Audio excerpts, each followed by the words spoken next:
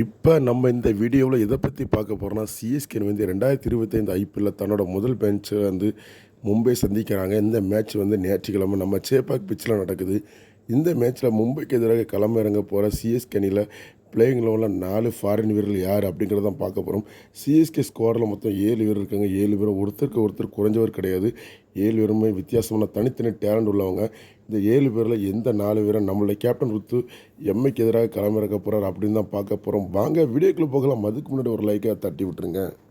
CSK ஸ்குவாடில் வந்து Matheesha Pathirana, Noor Ahmad, Rachin Ravindra, Devon Conway, Nathan Ellis, Jamie Overton அப்படின்னு சொல்லி 7 வீரர்கள் இருக்காங்க. இதில் வந்து ஒரு ஸ்பின் பவுலரும் 2 ஃபாஸ்ட் ஆல்ரவுண்டரும் 2 ஃபாஸ்ட் பவுலரும் இருக்காங்க. 2 அதிரடியான பேட்ஸ்மேனும் இருக்காங்க. இப்படி 7 பேர் கொண்ட கலவையான அணியிலேருந்து 4 பேரை செலெக்ஷன் பண்ணுறதுங்கிறது மிக கடினம் தான். இந்த 4 பேர் சேப்பாக் பிச்சில் எந்த 4 பேர் எடுத்தால் கரெக்டாக இருக்கும் அப்படிங்கிறத பார்க்க போகிறோம். குறிப்பாக என்னையை பொறுத்தவரை இந்த 7 பேரில் வந்து சேப்பாக்கு ஒரு 4 பேரும், அடுத்து வெளியில் விளையாடுற பிச்சுக்கு ஒரு 4 பேரும் அப்படிங்கிற மாதிரி டீம் செலெக்ஷனுக்கு நான் நினைக்கிறேன். ஏன்னா குறிப்பாக சேப்பாக்கிலேருந்து ஸ்பின்னுக்கும் ஸ்லோபலுக்கும் சாதகமாக இருக்கும்.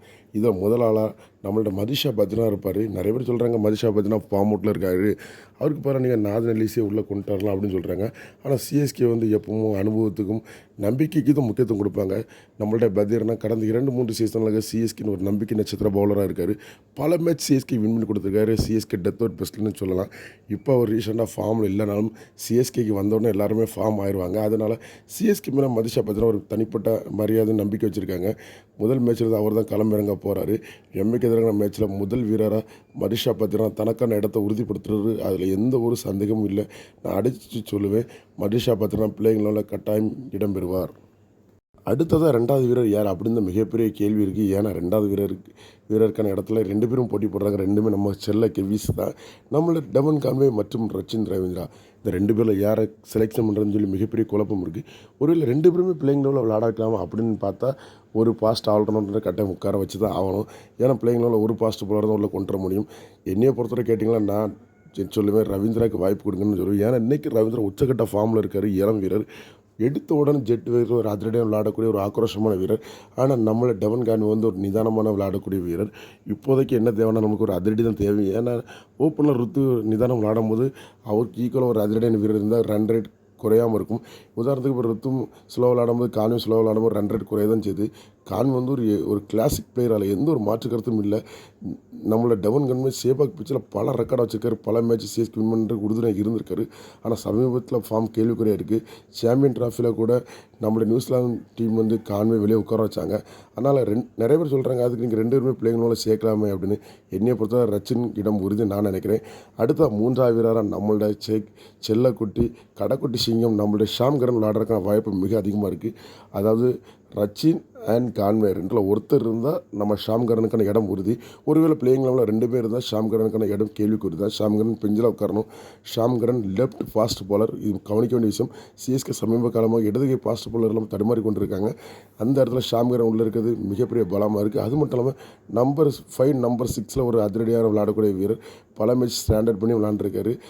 நம்ம சிஎஸ்கே மேட்ச்சில் நீங்கள் பார்த்துருப்பீங்க, எம்எஸ் தோனிக்கு ஒரு நம்பிக்கை நட்சத்திரம் மாதிரி தோளோடு தோலன்னவர் நம்மள ஷாம் கரன்.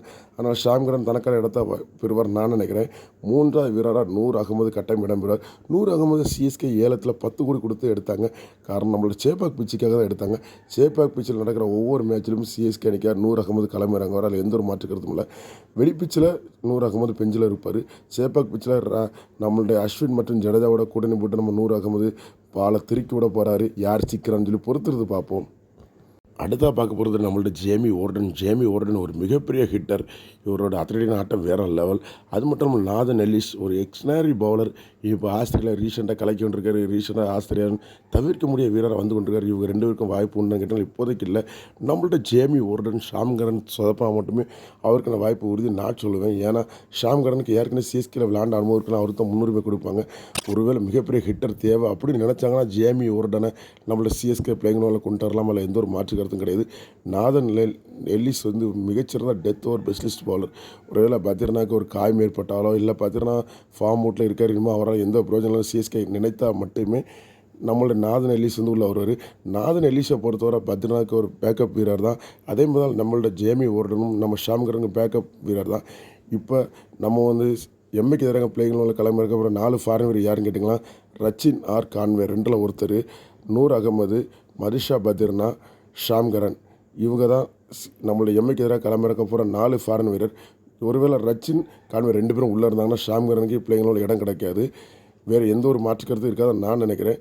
இப்போ ரச்சின், கான்வே, நூர் அகமது, பத்திர்னா அப்படி வரலாம். இல்லை கான்வே, நூர் அகமது, பத்திர்னா, ஷாம்கரன் வரலாம். இல்லை ரச்சின், நூர் அகமது, பத்திர்னா, ஷாம்கரன் வரலாம். இந்த ஒன்று தான் மாற்றம், வேறு எந்த ஒரு மாற்று கருத்தும் இல்லை. அதாவது கான்வேவா இல்லை ரச்சனா அப்படிங்கிறத மிகப்பெரிய கேள்விக்குறி. ஃப்ரெண்ட்ஸ், இதை பற்றி உங்களோட கருத்துக்கள் எந்த 4 ஃபாரின் பிளேயர் காமெண்ட்ஸோட உள்ளே போனால் நம்ம எம்ஐ ஈஸியாக தட்டி தூக்கலாம்? உங்களோட கருத்துக்களை மறக்காம கீழே கமெண்ட் பாக்ஸில் தெரியப்படுத்துங்க. இந்த வீடியோ பிடிச்சி ஒரு லைக் பண்ணுங்கள், ஷேர் பண்ணுங்கள். இந்த மாதிரி சிஎஸ்கே பற்றி அபிஷியல் அப்டேட் வேணால் எங்கள் சேனலோடு இணைந்திருக்கேன். மற்றும் ஒரு புத்தம் புது அப்டேட்டோடு உங்களை சந்திப்பேன் நண்பர்களே. நன்றி.